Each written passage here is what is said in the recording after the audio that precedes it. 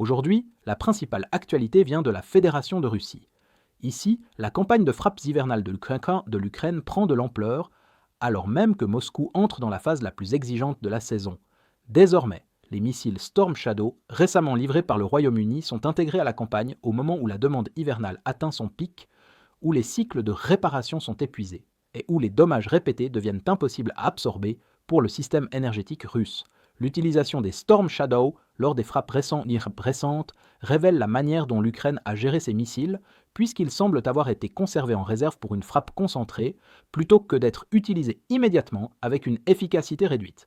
L'arrivée du nouveau lot en provenance du Royaume-Uni a encore renforcé la puissance aérienne, permettant à l'Ukraine de considérer les raffineries, ports et installations gazières comme des cibles militaires de grande valeur, augmentant fortement la pression défensive sur la Russie, précisément au moment où la stabilité de l'approvisionnement en carburant, du transport et des flux d'exportation est la plus critique. L'exemple le plus clair est la frappe sur la raffinerie de pétrole de Novochakhtinsk, où de multiples impacts et explosions secondaires indiquent une attaque de missiles visant les unités de traitement.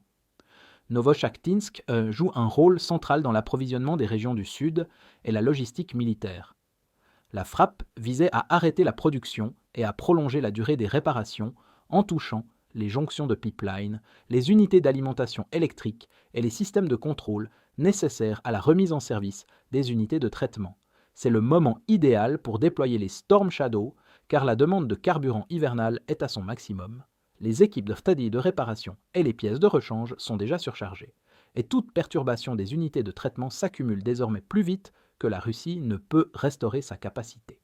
Le schéma des dégâts suggère une attention particulière portée aux points de passage critiques tels que les pipelines, les systèmes de contrôle et les connexions électriques, ce qui retarde la remise en service de l'installation de plusieurs semaines.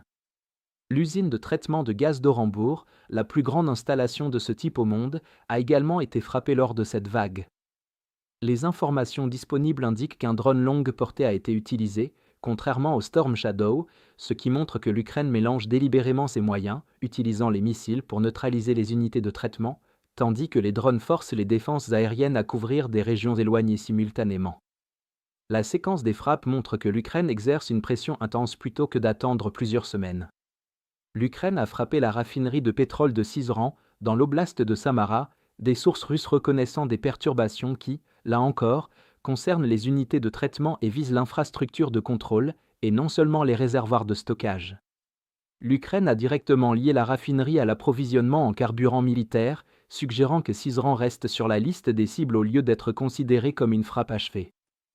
Le 26 décembre, la raffinerie de Volgograd, qui approvisionne Lukoil, a été touchée, des rapports faisant état de dommages à l'infrastructure utilisée pour produire des lubrifiants et au système de pipeline, une catégorie de production qui affecte directement à la fois le transport civil et la maintenance des équipements militaires. Parallèlement, des frappes sur l'infrastructure portuaire de Novorossiysk ont détruit plusieurs terminaux offshore, si bien que le port ne fonctionne plus qu'avec un seul point de chargement restant, transformant l'un des principaux centres d'exportation de la Russie en un goulet d'étranglement fragile. Le même jour, le port de Temriuk, dans le kraï de Krasnodar, a été touché, de grands réservoirs de produits ayant été incendiés, un type de cible qui supprime le stockage tampon et amplifie l'impact des futures frappes sur les raffineries et les pipelines alimentant le port. La veille, des frappes avaient visé un pétrolier et l'infrastructure portuaire le long de la côte du kraï de Krasnodar, resserrant encore la pression sur la capacité de stockage et d'expédition dans la région. L'incendie à la raffinerie de Saratov, survenu sans nouvelle frappe, est l'un des signes les plus clairs de la dégradation du système de raffinage russe.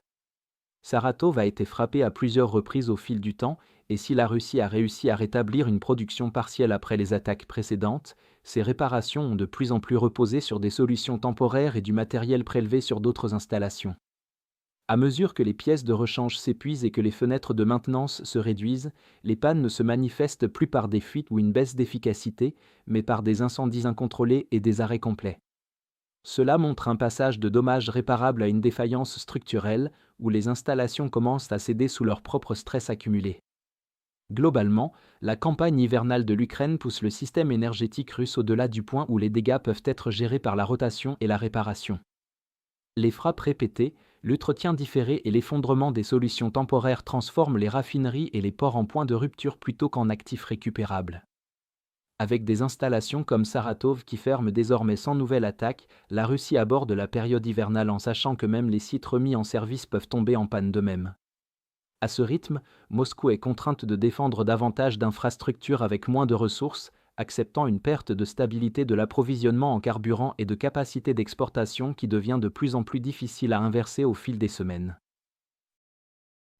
Enfin, le nouvel an est arrivé. Profitez donc de notre énorme remise de 60% pour le nouvel an afin de débloquer un accès complet à notre carte interactive et à nos mises à jour stratégiques exclusives. À partir de seulement 3,99 $, tout d'abord, vous aurez accès aux images de combats non censurées. Ensuite, chaque jour, vous pourrez lire 40 résumés courts des événements les plus importants. Troisièmement, vous débloquerez notre outil Timeline Builder, le tout premier système au monde alimenté par l'intelligence artificielle, conçu pour relier les informations en temps réel. Quatrièmement, et c'est le plus important, vous aurez accès à nos outils avancés d'analyse de l'actualité qui vous donneront un aperçu du cycle de l'information, des analyses de sentiments et des tendances pour révéler les événements les plus importants. Cinquièmement et enfin, vous aurez accès à toutes nos mises à jour stratégiques exclusives sur la guerre en Ukraine. Si vous souhaitiez soutenir nos efforts mais n'en aviez pas encore eu l'occasion, c'est le moment idéal pour vous lancer et faire une vraie différence. Alors, consultez le lien dans la description pour devenir membre exclusif de notre communauté. J'apprécie sincèrement tous ceux qui ont décidé de nous rejoindre, votre soutien compte énormément pour nous.